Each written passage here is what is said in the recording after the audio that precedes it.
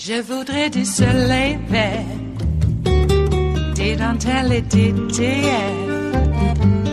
des photos de bord de mer, dans mon jardin d'hiver. Je voudrais de la lumière, comme en Nouvelle-Angleterre. Je veux changer d'atmosphère, dans mon jardin d'hiver. Ma fleur, sous la pluie de novembre, tes mains qui courent, je n'en peux plus de t'attendre. Les années passent, qu'il est loin, là je tombe. Nul ne peut nous entendre. Je voudrais du Fred Astaire. Good evening from New York. I'm Chris Hayes. Well, in case it wasn't already crystal clear, the president is both freaked out by and obsessed with the specter of impeachment. One day after Robert Mueller, in his own understated and restrained way, made it extremely clear that his report was essentially an impeachment referral to Congress, the infamously germophobic president expressed his utter disgust at the prospect of impeachment, which he talked about as though it were an infection he might catch. Never thought that would even be possible to be using that word. To me, it's a dirty word, the word impeach. It's a dirty, filthy, disgusting word. And it had nothing to do with me. Let's get clean. Let's get clean. Trump lashed out at Mueller and his team, calling them, and I'm quoting here, some of the worst human beings on earth, while simultaneously insisting, falsely, that Mueller had declared him innocent. Mueller went out of his way to say he wasn't saying that yesterday. He also displayed his signature command of the U.S. Constitution. You think they're going to impeach you? I don't see how they can, because they're possibly allowed, although I can't imagine the courts allowing it. That is not how it works. Courts don't get a say in it. Now, Trump was so shaken up, he even admitted, perhaps by accident, an obvious fact that we have all known since 2016, and that I suspect he himself has known, that during the presidential race, Russia helped Trump to get elected. It says it right there in black and white. Although he was back in fantasy land just 20 minutes later. No, Russia did not help me get elected. You know who got me elected? You know who got me elected? I got me elected. Russia didn't help me at all. I mean, him and Vladimir Putin, among others. Sounds like somebody has not read the Mueller report. Now, part of the reason for Trump's freakout is that Mueller's appearance in front of the cameras means that his findings will inevitably, I think, further penetrate into American consciousness and perhaps even maybe the right-wing media bubble. And that's a big deal because the president and his allies have pushed a narrative deeply at odds with the truth. On Tuesday night, there was a town hall hosted by Republican Congressman Justin Amash, who, after just reading the entire Mueller report, concluded Trump has engaged in impeachable conduct. And after the town hall, NBC News spoke to a Trump supporter who expressed her surprise at what she had heard. I was surprised to hear there was anything negative in the Mueller report at all about President Trump. I hadn't heard that before, and I mainly listened to conservative news, and I hadn't heard anything negative about that report, and President Trump had been exonerated. Now, Trump's enablers get that Mueller's appearance in front of the camera threatens to further puncture their false narrative, which is why they went all out last night to attack the messenger. Today, he officially resigned from the office of special counsel, but not before showing the world, of course, what we already knew on this program, his partisan, hackery, true colors, if you will. He seemed and sounded older than his 74 years, almost tired, exasperated, and yet determined to throw elbows on his way out the door. You know, the saddest thing about this moment is all the people you sort of admire from afar. And then the more you learn, it turns out that they're sleazy and dishonest. And I hate to say it, Robert Mueller it winds up in that category. So sad. It is Friday, the 31st of May of 2019, and you are in West Coast Cookbook and Speakeasy. I am your chef de cuisine, Justice Putnam, and our daily special is Blue Moon Spirits Fridays. We are all Nighthawks in the Diner of Life, after all. The French 77s are all poured to the right proper level for your imbibing pleasure, so please do. Indeed, well... It is so sad. Yes, the right wing and the right wing media propaganda machine has been caught with their, Mueller Report down, huh? In fact, Trump had been grabbed right by the Mueller Report. And now he calls impeachment a disgusting, dirty, filthy word. A dirty, filthy, disgusting word. Oh. Yeah, after this guy's... Well, I believe it was earlier this week we had a little report on Trump's profane speeches, where he throws around all the profane words, like the one that starts with an F and ends with a K. And his base loves it. He's getting away with something. But as soon as a Democrat does that, or a black Democrat, oh my God, the world is going to stop, and that person's going to be impeached for, really discrediting and disrespecting the office of whatever they are. That's how it works. We think that the coup is happening with Trump. No, the coup happened long ago. Long ago. Some might even... posit the premise that the coup occurred when Ford pardoned Nixon. Because, unfortunately, the die was set. And then when Jimmy Carter came in, we saw what they were capable of, they with a capital T. What Hillary called back in the day the vast right-wing conspiracy. And the vast right-wing conspirators all laughed at her and said, oh, she's so crazy. But, as Paul Ryan said, with Kevin McCarthy, we'll keep this within this room, within just us, because this is how you can tell that we are a family.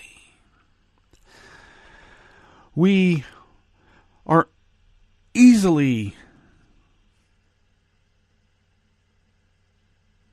we can easily label the Trump family a mob family. It's just so transparent. It's obvious. Might be a little bit harder to call the whole of the Republican Party a mob operation. They have labeled themselves as a family, after all, albeit on a secret tape.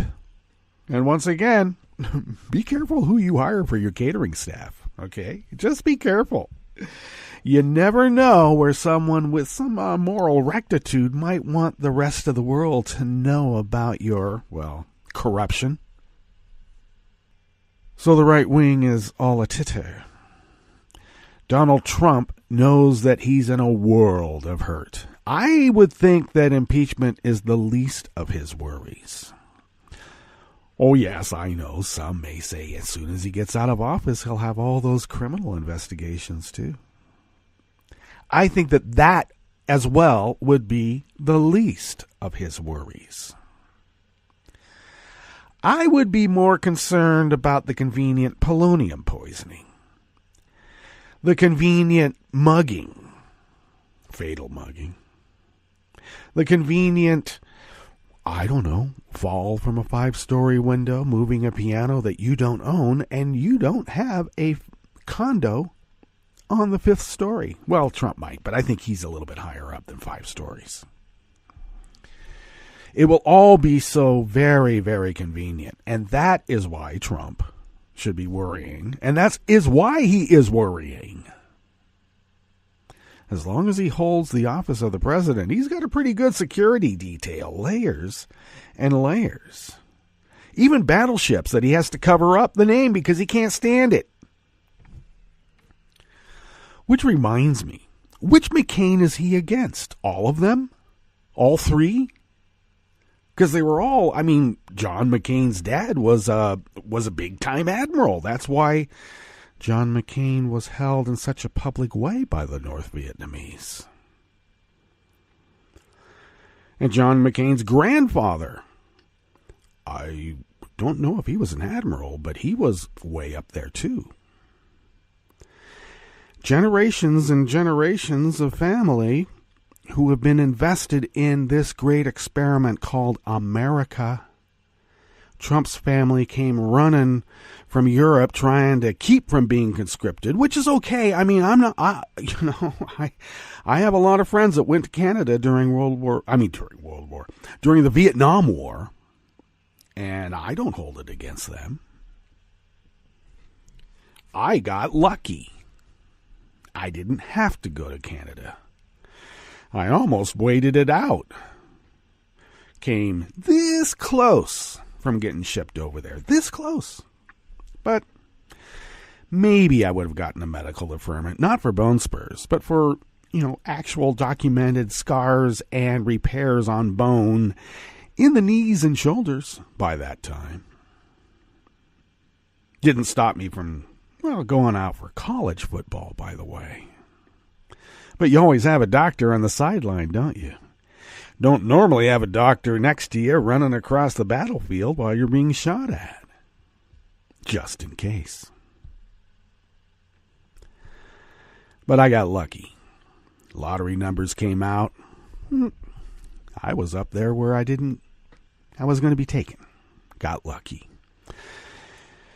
But I molded over. Would I go to another country like Canada? Would I go to jail? Would I go to fight? What would I do? I didn't want to fight because I didn't really believe in war, especially, I got to say, that one. Though I knew it wasn't for me to say. I was not going to go to Canada. Mostly because familial connection to this great experiment called America. Felt I owed it to the ancestors. I did. And I did not want to go to jail, though that was probably going to be the option.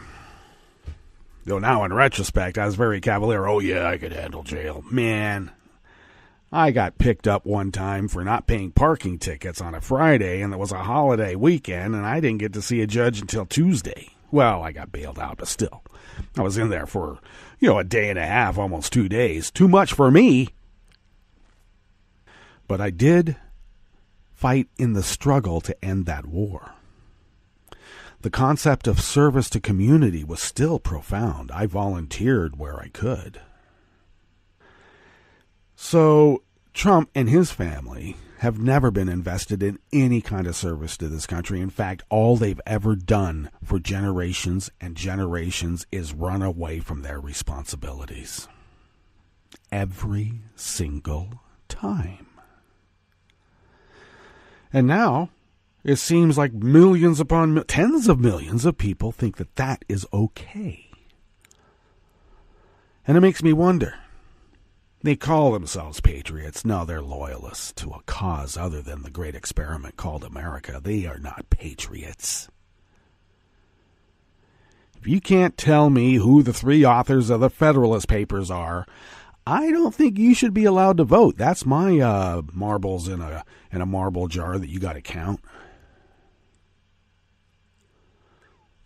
And I got to say, there's some in my family, and we have, not my immediate family, but extended family. And my dad is a fairly renowned historian.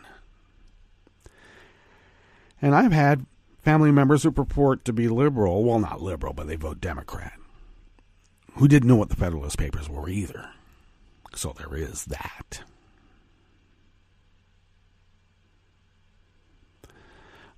I would hope that we take, a little more serious stance on what it is to be part of this great experiment called America. Take the time to read. I've heard the complaint, well, oh, jeez. Robert Mueller brought a book to a Twitter fight. No one reads books anymore. Maybe we should. What's on the rest of the menu here in the Bistro Cafe of West Coast Cookbook and Speakeasy? Well, the numbers are in, and ordinary Americans got fleeced by the Trump tax bill. Fleeced. That's putting it nicely. Mike Pence spewed a bunch of lies after being shamed to his face by Canada's Justin Trudeau. And it couldn't have happened to a more despicable vice president. And U.S. allies have expressed grave concern about Barr releasing classified intel to help Trump. Well, everybody is. After the break, we move to the chef's table where the Honduran president was targeted by U.S. authorities in a large-scale drug trafficking probe. Echoes of Noriega. And Mike Pompeo threatened Germany and other Western allies on the consequences of buying China's data firm Huawei. All that and more on West Coast Cookbook and Speakeasy. Bon appetit.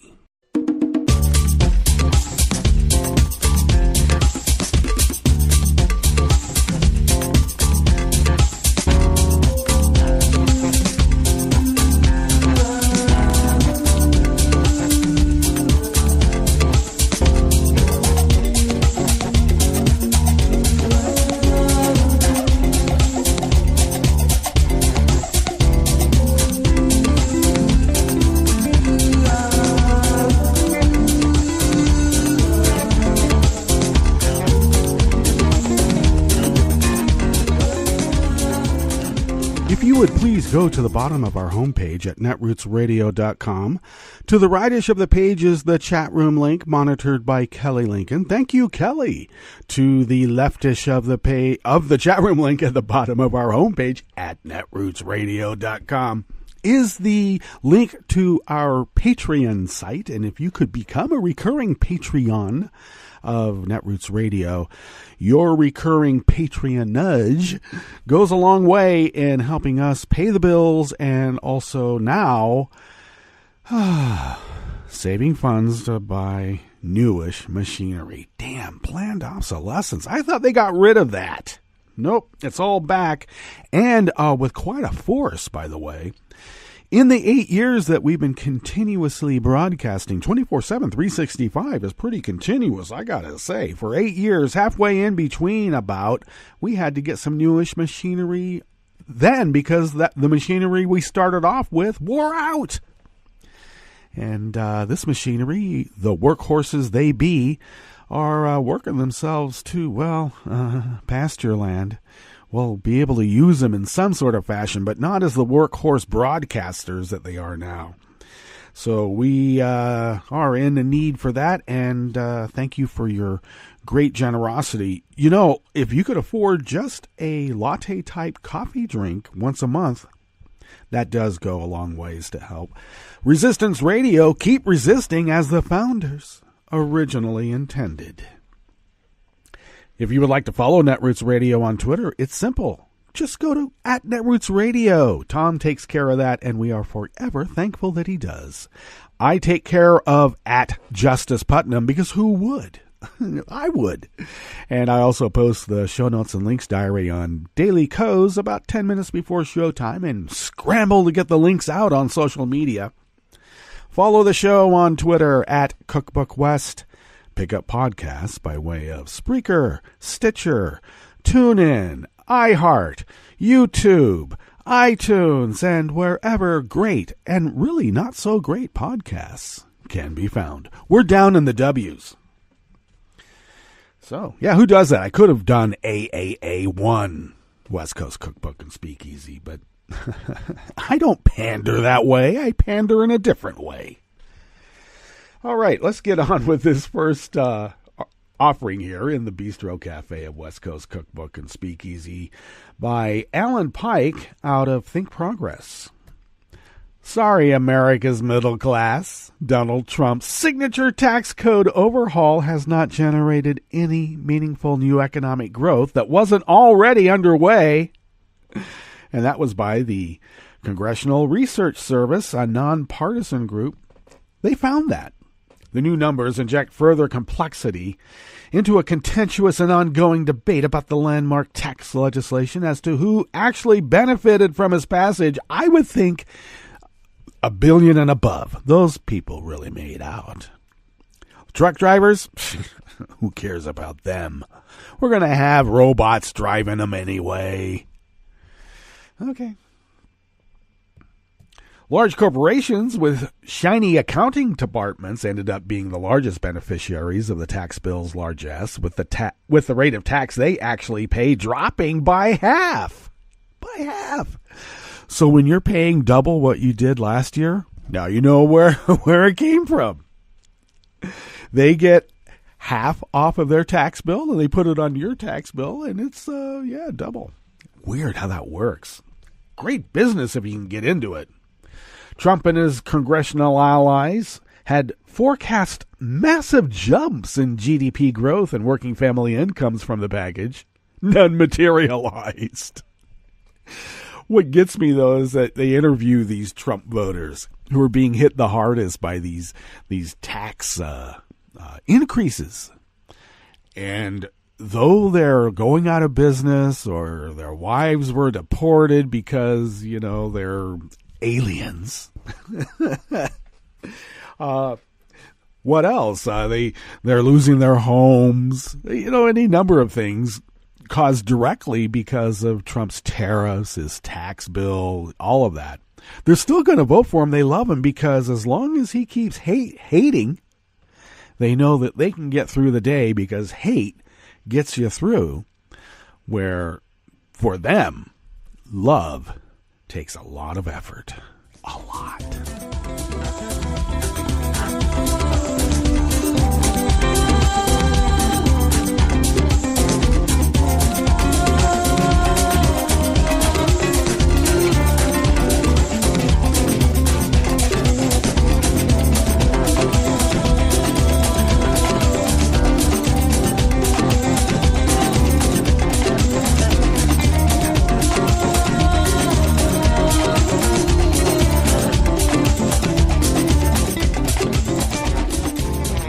Oliver Willis of Share Blue Media brings us this next offering here in the Bistro Cafe of West Coast Cookbook and Speakeasy.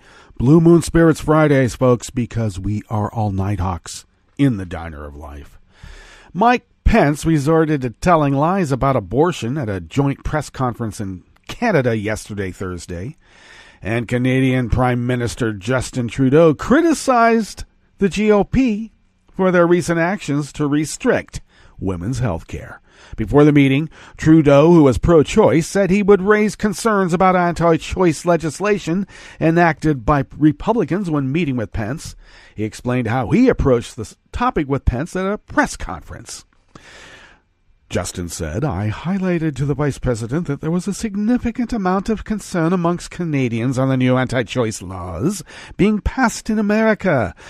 In a number of American states, Canadians and this government will always be a staunch defender of women's rights and a woman's right to choose." Instead of defending the Republican position in a straightforward manner, Pence chose to use the international venue to promote abortion lies about Democrats. "Our administration has taken steps to stand for the sanctity of life at home and abroad. What we have found troubling is the Democratic Party and our country and leaders around the country support late-term abortion, even infanticide."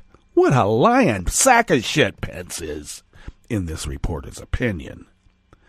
No Democrats have supported infanticide or passed legislation on the topic. What Democrats have done is pass measures that allow women and doctors in extremely rare occurrences to make medical decisions to save their lives. Pence has passed a significant amount of his political career pushing for restrictions on women's rights. Pence and his fellow Republicans, including Trump, are now twisting facts and using the infanticide label to help bolster their side as a tactic to demonize women. And it has also the side effect of encouraging anti-choice terrorism. Of course, we all know that is a feature, not a bug.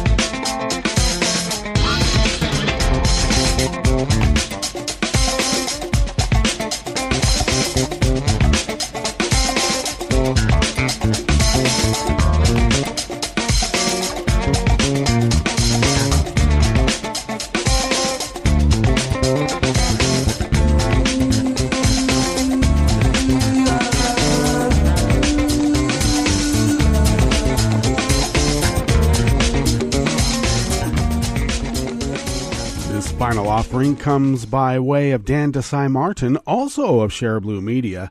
You know, Trump's letting his attorney general declassify whatever he wants to further Trump's conspiracy theories, and our closest allies don't like it one bit. Do you blame them? Trump's recent decision to let Attorney General William Barr declassify sensitive intelligence as part of his investigation into baseless claims that the FBI spied on Trump in 2016 could lead to a rift with some of America's closest allies around the globe. You would think that the Republican Party, you would think that at this point they may say, you know, maybe we're going a little bit too far with this guy. Because how does the FBI spy on him when he was a private citizen? That's called treason in Trump's mind, punishable by death. How is it that that investigation was signed off by how many judges? If the review were to declassify sensitive intelligence, especially if doing so compromised the safety of sources, that would cause very grave concern. A former senior British ambassador said it could even affect the readiness of close allies like Britain to continue sharing the most sensitive material with the U.S. The concern stems from the broad authority Trump delegated to Barr, giving him carte blanche authority to declassify any intelligence he wants. Now, let's get clear on this also. Barr is this close, and I'm holding my fingers like just barely apart, this close to becoming a raving, ranting lunatic like Alex Jones. This guy is into the whole deep state Q theory BS. Barr has already demonstrated his willingness to misrepresent information in his misleading summary of the Mueller Report, all for the sake of trying to help Trump. Current and former U.S. intelligence officials have warned against taking such actions and the harm it could cause. Trump is demanding the Justice Department not only investigate the FBI and other American intelligence agencies, but also to expand the probe by looking into the roles of British, Australian, and Ukrainian intelligence agencies, all for Vlad. The Vlad part is in this reporter's opinion, but really, all of this is going to Vlad. After the conclusion of Mueller's investigation, which uncovered a litany of crimes involving Trump campaign officials and Trump attorneys and implicated Trump himself in multiple felonies, Trump ordered Barr to investigate his conspiracy theory that U.S. intelligence officials unlawfully spied on him and his campaign. Trump has gone so far as to accuse multiple former FBI agents of treason, a crime punishable by death. Trump's decision to weaponize U.S. intelligence by selective declassification caused members of Congress to speak out about the harm Trump and Barr could do to U.S. allies. Trust and confidentiality are essential aspects of our partnerships with foreign intelligence services, and the President's bizarre decision to allow the Attorney General to selectively and unilaterally declassify information certainly has the potential to jeopardize those relations. That was Mark Warner, Vice Chair of the Senate Intel Committee. Well, once again, it's a feature, not a bug. Okay, let's get to our break, and when we come back from that break, we're going to go through weather from around the world and finish up with the stories that we've curated for you today. You are listening to West Coast Cookbook and Speakeasy, and we will be right back. You are listening to netrootsradio.com. Please hang up and try again.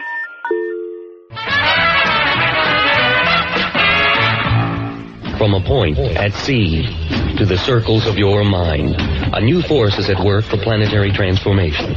New radio for a new Earth.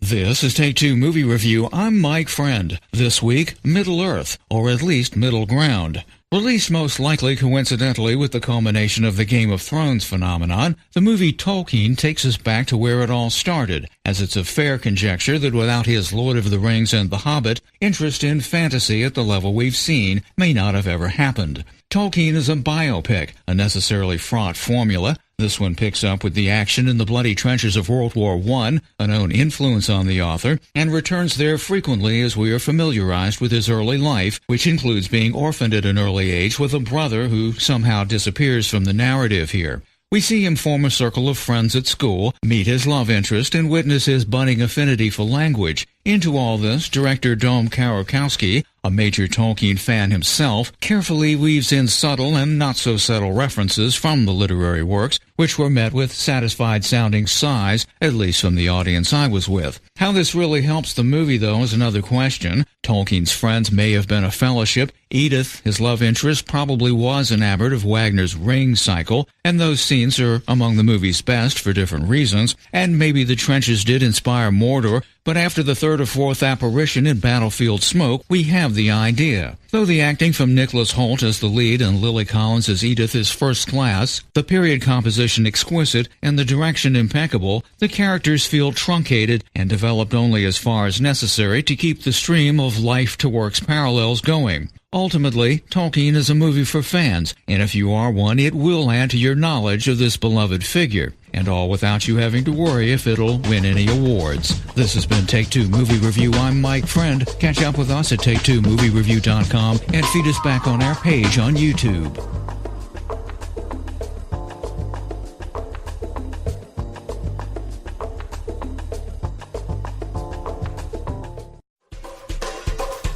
This is Scientific American's 60-Second Science. I'm Christopher Intagliata.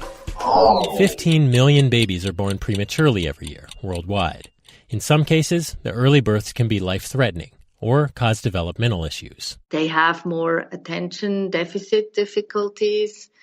They can have a higher risk of having autism, and in general, sort of socio-emotional regulation issues. Petra Hupi, a pediatrician and neonatologist at the University Hospital of Geneva. Now, she and her colleagues have evidence that a simple tool could help those preterm babies' brains develop: music. But before you cue the Amadeus... When I thought about Mozart, I thought this is a very complex musical structure, and I could hardly imagine that such an immature brain would be able to fully capture the complexity of Mozart.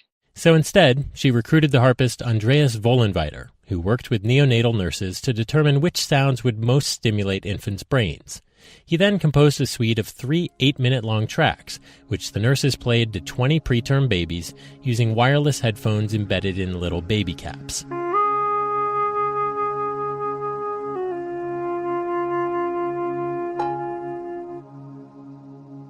Each baby heard 5 tracks a week for about 6 weeks on average. Then, Hupi's team used MRIs to visualize activity in the babies' brains. And what they found was that preemies who listened to tunes had brain networks that more closely resembled those of full-term babies, compared to their counterparts who didn't get the treatment. The music listeners had greater connectivity among brain regions, such as areas involved in sensory and higher-order cognitive functioning, indicating that music listening might have enduring effects on brain development. The details are in the Proceedings of the National Academy of Sciences. Of course, many questions still remain. How much should they listen to that? Was the music given in the right way? Would it be much better if it was something more lively than the recorded music? Was it too simple, or could it be more complex? But Hoopy said one thing parents can already do is sing to their children. Plus, she said, it doesn't really matter if you can carry a tune. Thanks for listening. For Scientific American's 60-Second Science, I'm Christopher Intagliata. This is an important message from the U.S. Department of Health and Human Services. After a storm or disaster, it's important to eat only safe food. Throw away perishables like meat, poultry, fish, eggs, and leftovers stored above 40 degrees Fahrenheit for 2 hours or more. Throw away food with an unusual odor, color, or texture. Throw away food that may have come in contact with floodwater, including food in swollen, punctured, and damaged cans. When in doubt, throw it out. This is a message from CDC. After hurricanes, tornadoes, and floods, standing water and excess moisture help mold grow in your home, garage, and other structures. When you return to a home that has been flooded, know that you're likely to have mold. Mold puts your family's health at risk. If you have mold growing in your home, you should clean it up and fix other water problems, such as leaks in roofs, walls, or plumbing. Keep your children and pets out of affected areas until you've cleaned. Control moisture in your home to prevent mold growth. To remove mold growth from hard surfaces, use commercial products, soap and water, or a bleach solution of no more than 1 cup of household laundry bleach in 1 gallon of water. Follow the manufacturer's instructions.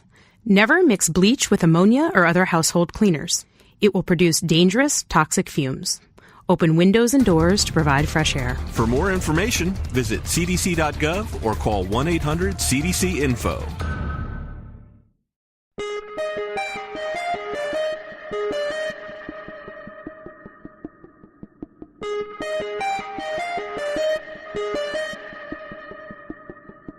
Hi, I'm Tom Hartman, and since you're listening to netrootsradio.com, show your progressive side and go to the donate button on the bottom of the homepage. It's progressives like you who power Netroots Radio and keep the progressive message beaming everywhere 24 hours a day. Just go to our donate button at the bottom of netrootsradio.com. Thank you for keeping progressive radio at full power.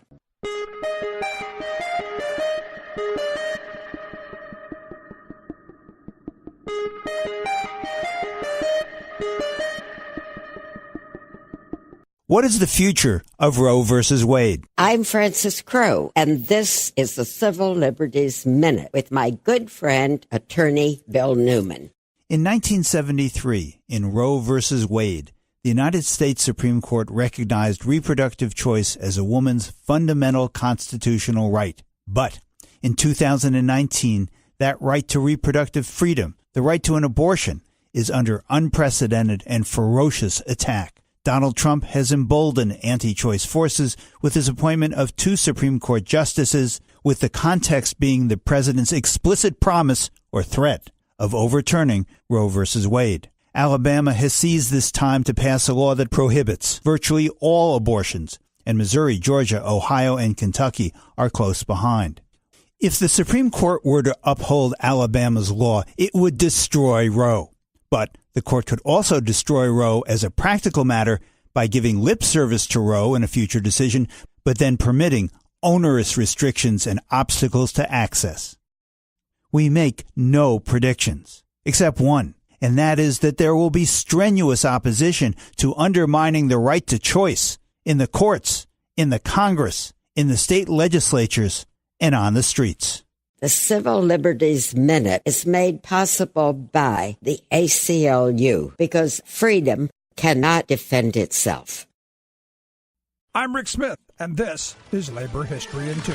On this day in labor history, the year was 1889. Nestled in western Pennsylvania was the community known as Johnstown. The town and surrounding area was home to 23,000 people, families of workers who labored in the region's booming steel mills. Those who lived in the town had to deal with the soot that fell on their homes from the billowing smokestacks of the mills. But just 15 miles above Johnstown, there stood a very different place, the South Fork Hunting and Fishing Club. This was an exclusive area of summer homes for some of the leading industrialists of the day, including Andrew Carnegie, Andrew Mellon, and Henry Clay Frick. The club's members enjoyed fishing and recreating on the 500-acre man-made Lake Conemaugh, the 72-foot-high, 930-foot-wide dam which created the lake was made of earth and in poor repair. Drainage pipes that were supposed to regulate the lake had been removed, sold for scrap, and were not replaced.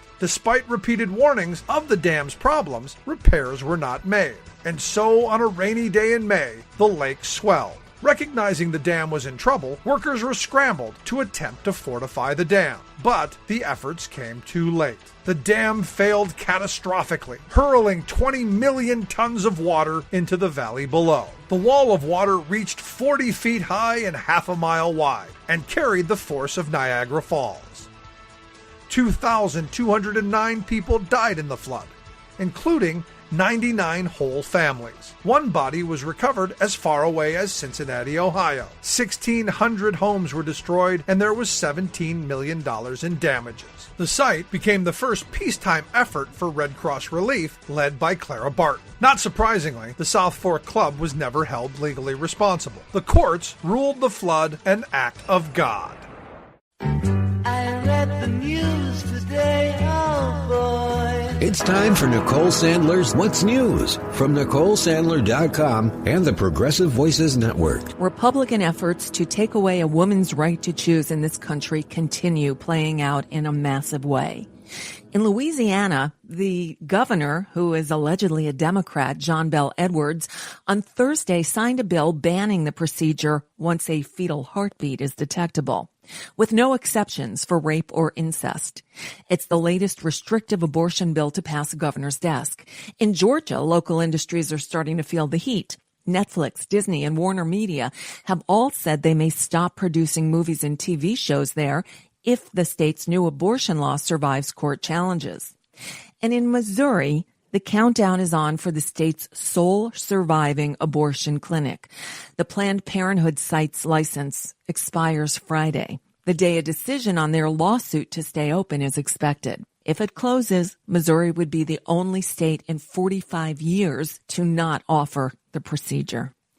Donald Trump has issued a new ultimatum to Mexico in his ongoing efforts to crack down on immigration at the southern U.S. border, threatening to impose new tariffs on Mexico if the country does not step up its immigration enforcement actions.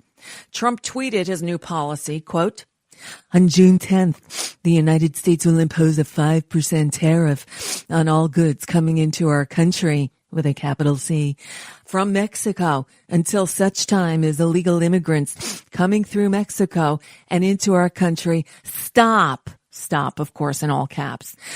He continued, "The tariffs will gradually increase until the illegal immigration problem is remedied, at which time the tariffs will be removed." Yeah, according to a White House statement, the tariff will rise to 10% on July 1st, then increase by 5% increments each month until topping out at 25% on October 1st. Republican Senator Chuck Grassley spoke out strongly against the stupid idea. The Republican chairman of the Senate Finance Committee, Chuck Grassley, condemned the move, saying in a statement, "Trade policy and border security are separate issues. This is a misuse of presidential tariff authority and counter to congressional intent."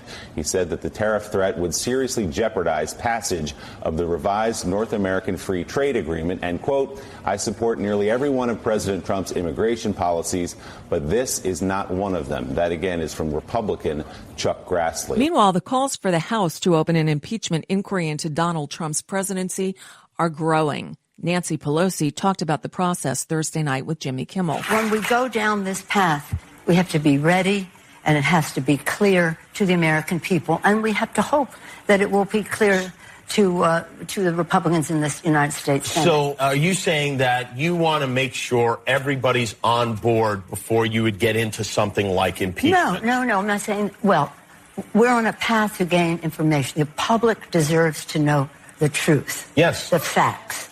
And so when you go down a path like impeachment, which is very divisive, it could divide the country. Sure. But let's just put it this way.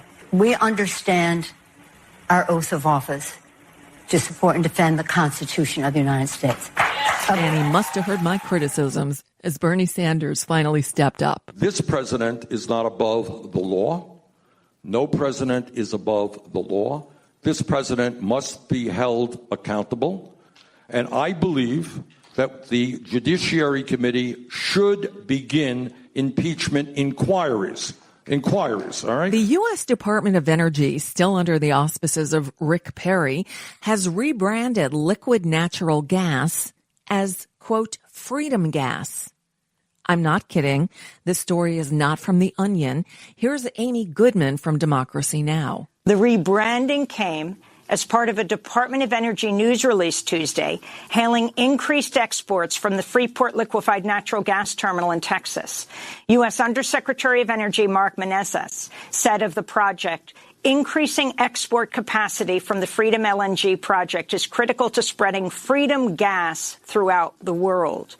He was joined by Assistant Secretary for Fossil Energy, Stephen Wimberg, who said, quote, I am pleased that the Department of Energy is doing what it can to promote an efficient regulatory system that allows for molecules of U.S. freedom to be exported to the world, unquote. Molecules of freedom and freedom gas. I believe that's technically called newspeak. This year's Scripps National Spelling Bee concluded with not one, not two, but 8 champions. The annual contest went 20 rounds, lasting well into the night, Thursday night, before judges literally said there were no more challenging words left. The unprecedented 8-way win was preceded by a streak of 47 perfectly spelled words, including many that I can't pronounce. The Bee's official pronouncer called the group the most phenomenal assemblage of super spellers in the competition's history. And each of the 8 winners will receive a grand prize of $50,000. And that's What's News, NEWS, for now. I'm Nicole Sandler. If you appreciate these reports and the Nicole Sandler Show, I hope you'll consider making a contribution. My work is 100% listener supported, and I really can't do it without your help. Please visit NicoleSandler.com/donate to help. From New York, I'm Luke Vargas with your World in 2 minutes. Israelis will head to the polls again in September after Prime Minister Benjamin Netanyahu missed a midnight deadline on Wednesday to form a ruling coalition after weeks of negotiation with opposition lawmakers in a bid to form a stable government. David Makovsky directs the Project on Arab-Israel Relations at the Washington Institute on Near East Policy. Usually part of Netanyahu's skill has not just been as a virtuoso campaigner, but it has been to navigate the Israeli political spectrum in the aftermath. But this year is different, with Netanyahu dogged by 3 allegations of corruption and widespread criticism for backing a law that would shield him from prosecution. With this election, the center said, look, there's a legal cloud hanging over you, and until you sort this out, we cannot even entertain preliminary conversations to join your government. Scorned by centrists, Netanyahu became more beholden to the political right. But he's faced pushback there, too, from orthodox groups opposed to legislation that would eliminate religious exemptions from military conscription. And though Netanyahu faces an uphill battle in the months to come, Makovsky predicts he may target an unlikely Israeli voting bloc, the country's more than 1 million Russian speakers. There's been signals of him trying to invite senior Russian officials to Israel, along with John Bolton, to try to emphasize that Netanyahu is a uniquely positioned figure to try to bring Trump and Putin together. I know it sounds crazy, but he wants to demonstrate that he has a unique relationship with both figures to accentuate his role as a statesman.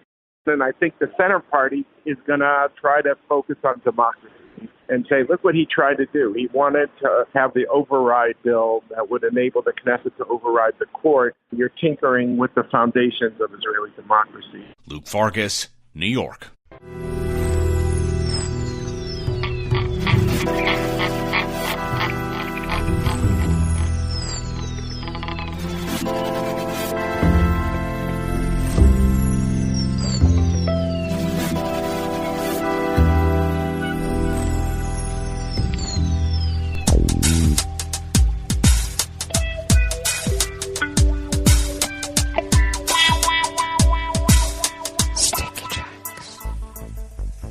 Thank you for accompanying us here to the Chef's Table at West Coast Cookbook and Speakeasy.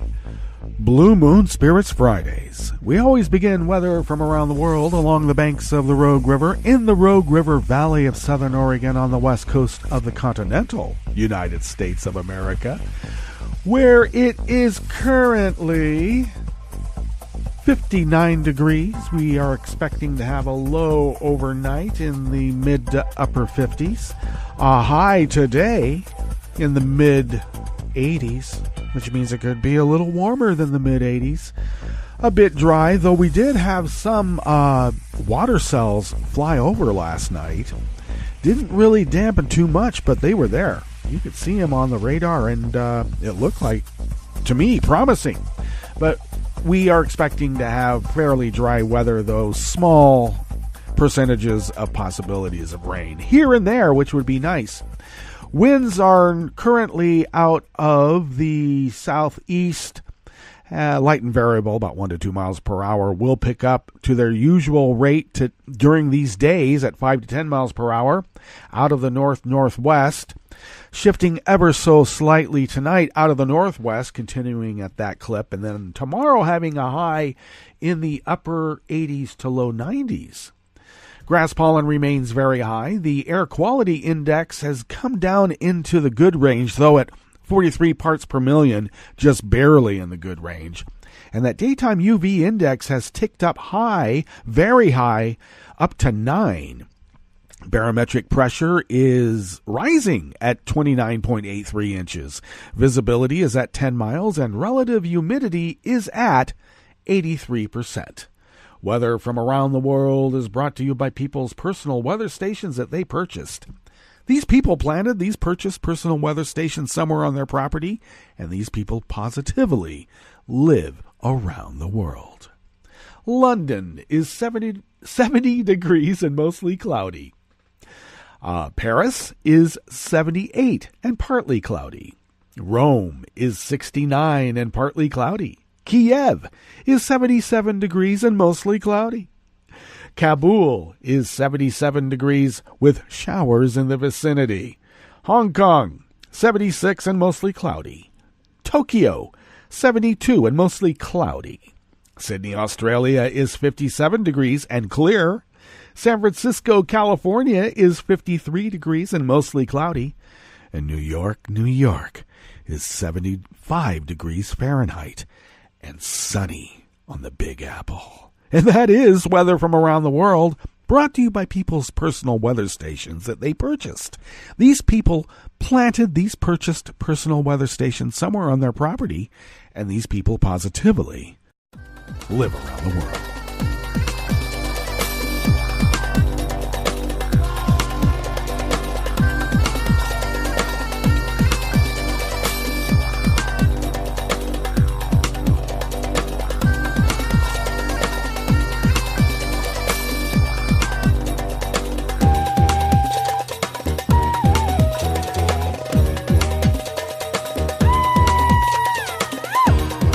Brendan Pearson of Reuters brings us this first amuse-bouche here at the Chef's Table at West Coast Cookbook and Speakeasy. I hear the echoes, the resonance of a Noriega on the horizon.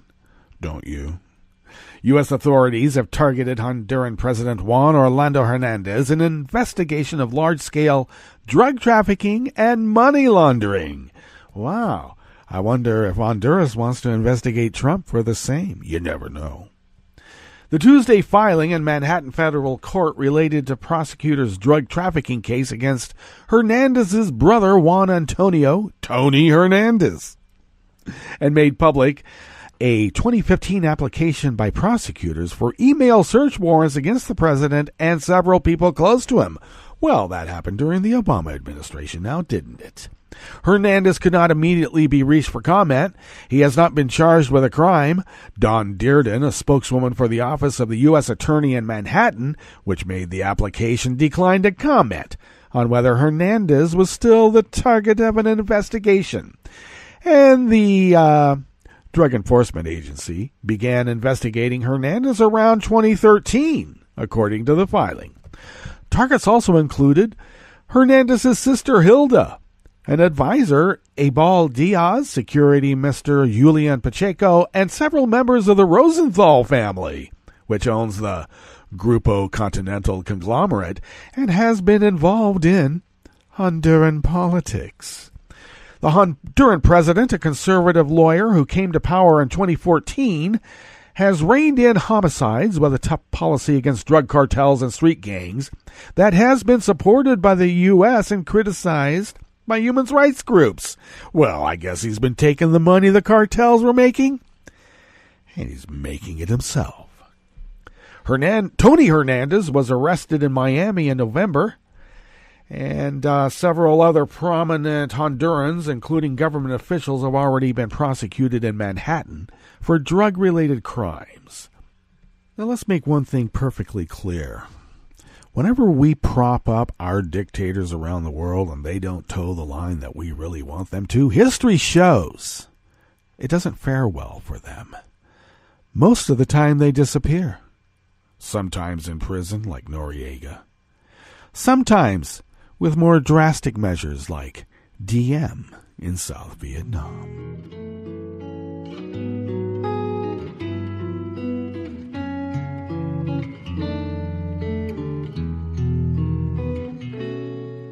Je te donne ce mon amour pour la vie entière. La promesse de me trouver à tes genoux. Aussitôt que tu m'appelles, rester toujours fidèle. C'est tout, c'est tout. Je te donne tous mes printemps, mes étés de mer. Mes automnes, quand les feuilles tombent partout.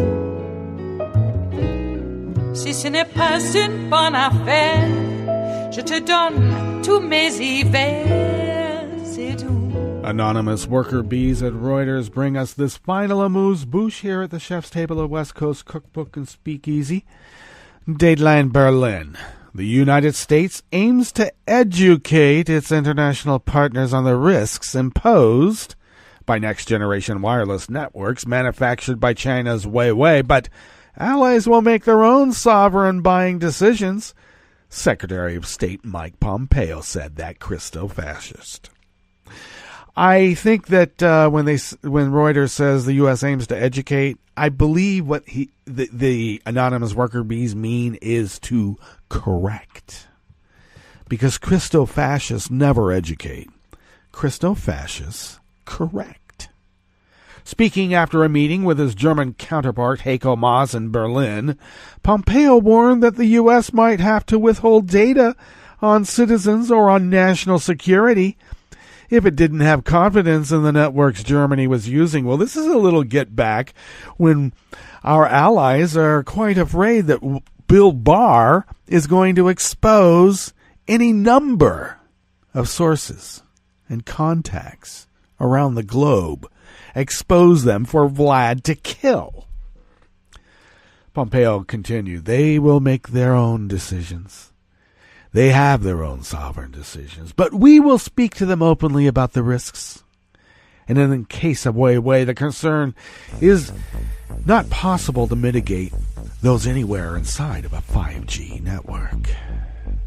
I have my own issues about Huawei, but I have a lot more issues about that Christo-fascist Mike Pompeo. Well, that brings us to the end of our broadcast period for the day and for the week. But you know that Netroots Radio is going to be broadcasting on all through the weekend. Hey, we'll meet up on Monday for River City Hash Monday. So do stay tuned to Netroots Radio all day, all night, and all weekend for all the breaking news as it breaks. And we'll meet up here on Monday, right here in West Coast Cookbook and Speakeasy. Bon appétit.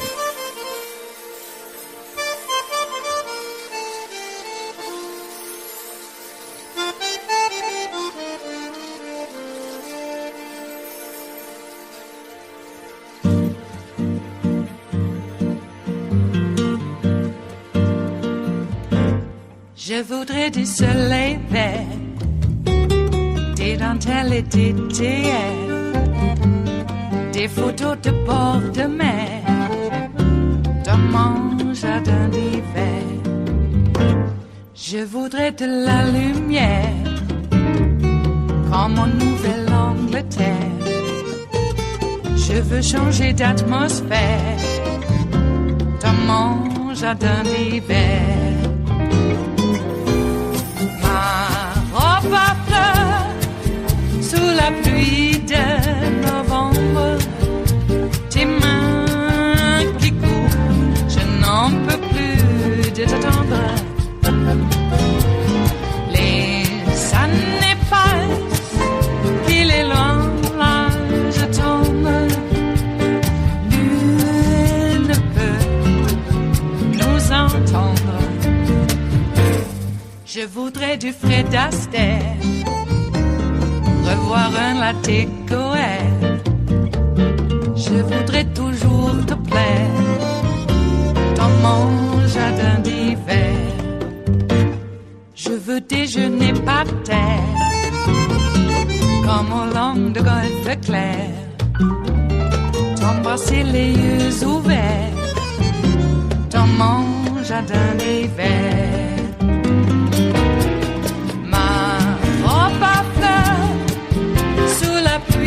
De novembre, tes mains qui courent, je n'en peux plus de t'attendre. Les années passent, il est loin, là je tombe. Nul ne peut nous entendre. Ba-da-da-dum-di-da-dum. Ba-da-da-dum-di-da-dum. Ba-da-da-dum-di-da-dum. Dans mon jardin d'hiver. Ba-da-da-dum-di-da-dum. Ba-da-da-dum-di-da-dum. Ba-da-da-dum-di-da-dum. Dans mon jardin d'hiver.